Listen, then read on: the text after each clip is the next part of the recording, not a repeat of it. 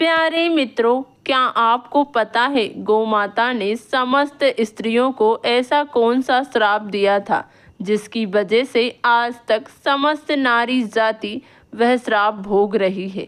गौमाता का एक ऐसा श्राप जिसे टाला नहीं जा सका। दोस्तों, पहले सतयुग में सुखदेव और वेदव्यास जैसे महान पुरुष जन्म लेते ही अपने पैरों पर चलने लगे थे, परंतु कलयुग में ऐसा नहीं है।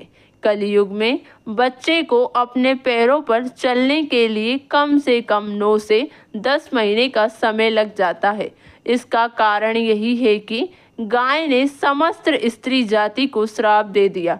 उसी दिन से स्त्रियों के बच्चों की प्रक्रिया रुक गई, जो पहले जन्म लेते ही चलने लगते थे। सनातन परंपरा में गाय को बहुत ज़्यादा पूजनीय माना गया है। मान्यता है कि जिस घर में गाय रहती है उस घर के सभी वास्तु दोष दूर हो जाते हैं। मित्रों, एक समय की बात है जब भगवान श्री कृष्ण अपनी राजगद्दी पर विराजमान थे। तब उनके पास देव ऋषि नारद मुनि आए और कहने लगे, हे प्रभु, मैं आज मृत्युलोक में भ्रमण कर रहा था।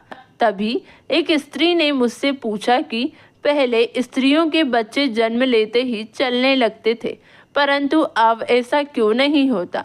इस प्रश्न का उत्तर मेरे पास नहीं था, इसलिए मैं आपके पास आया हूँ। कृपा मुझे इस प्रश्न का उत्तर बताइए। श्री कृष्ण ने कहा, हे देव ऋषि, तुम्हारा यह प्रश्न समस्त स्त्री जाति के लिए अत्यंत महत्वपूर्ण है। अगर तुम इस प्रश्न का उत्तर जानना चाहते हो तो ठीक है, मैं तुम्हें एक कथा सुनाता हूँ। इस कथा के माध्यम से तुम्हें पता चल जाएगा कि किस वजह से अब स्त्रियों का बच्चा पैदा होते ही चल नहीं पाता। एक नगर में रामचंद्र नामक व्यक्ति रहता था।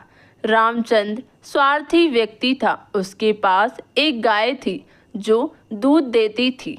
रामचंद्र उस गाय को हरा भरा चारा खिलाकर उसका दूध निकालता और दूध बेचकर अपनी आजीविका चलाता था। एक दिन ऐसा आया कि गाय ने दूध देना बंद कर दिया। जैसे ही गाय ने दूध देना बंद किया, रामचंद्र ने उसे चारा देना बंद कर दिया और एक दिन उसने उस गाय को बहुत मारा पीटा और जंगल में छोड़ दिया। बेचारी गाय अकेली पड़ गई और जंगल में इधर उधर भटकने लगी। गाय एक दिन जंगल में बने एक मंदिर के पास जाकर भगवान से विनती करने लगी। वह कहने लगी, हे भगवान, आपने हमें गाय की योनि में डालकर कितना गलत काम किया है। देखिए, आपकी सर्वश्रेष्ठ योनि जो मानव की है, वह कितना पाप और दुष्कर्म करता है।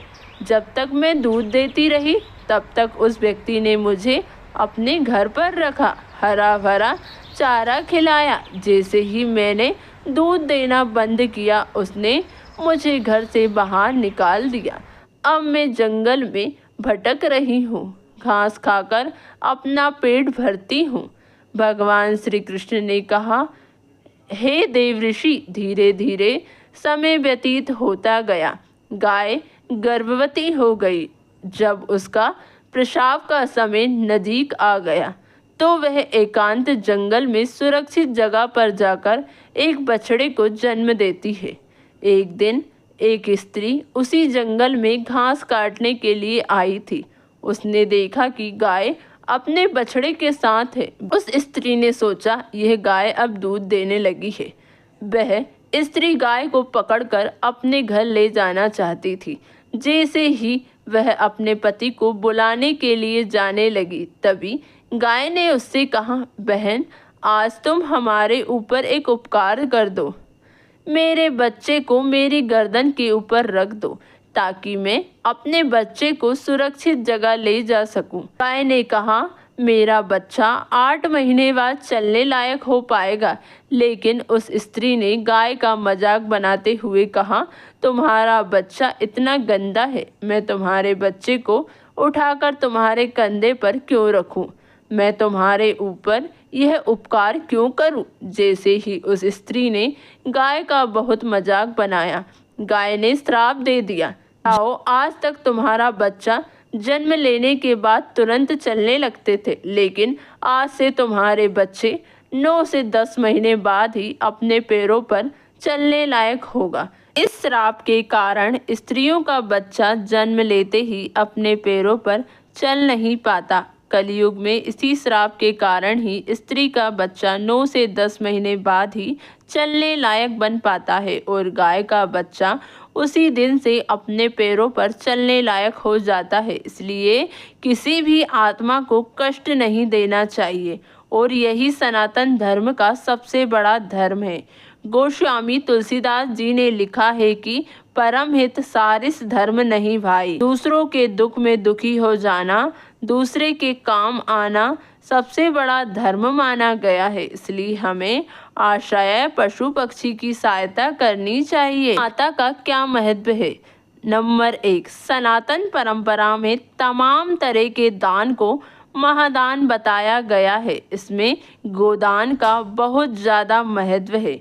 गरुड़ पुराण के अनुसार बैतरणी को पार करने के लिए गोदान का महत्व बताया गया है। नंबर 2, पृथ्वी पर गाय ही एकमात्र जानवर है जिसे माता कहकर बुलाया जाता है। जानवरों में सबसे पवित्र मानी जाने वाली गाय को कामधेनु के समान सभी मनोकामनाओं को पूरा करने वाला बताया गया है। नंबर 3, हिंदू धर्म में गाय के गोबर को बहुत ज़्यादा पवित्र माना गया है।